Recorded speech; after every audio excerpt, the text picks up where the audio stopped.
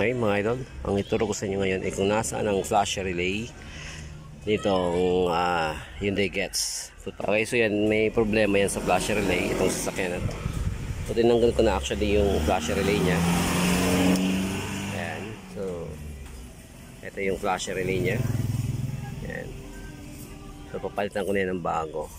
Ito yung bagong flash relay. Okay, ang location niya na yan dito. Dito mismo sa may likod ng fuse box. So nakalagay yan sa may likod mismo. Kung gusto nyo talagang makita yung location, tatanggalin nyo yung tornilyo nito, itong fuse box, para makababayan ng fuse box. So mas pwede siya. Pero kung ano kasi, dinukot ko na lang sa ilalim.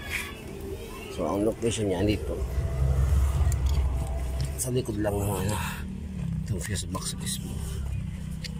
So meron dyan na socket para sa fuse box,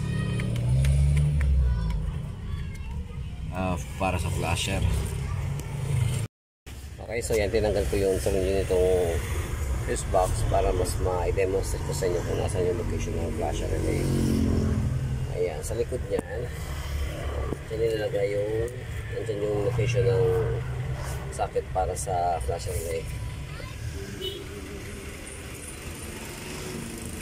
Kailangan natin. Ayan, sa likod nito meron dyan na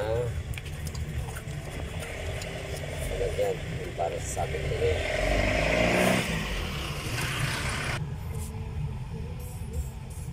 Okay, so yan, nilagay ko na yung flasher relay. Ayan. So ito yung flasher relay nya. Ito. Ayan. Yan, nilagay ko na. Okay, yun o. Yun o, itin na box na yan. Ay, yung flasher relay na nilagay ko na dito sa may likod ng fuse box. Okay. So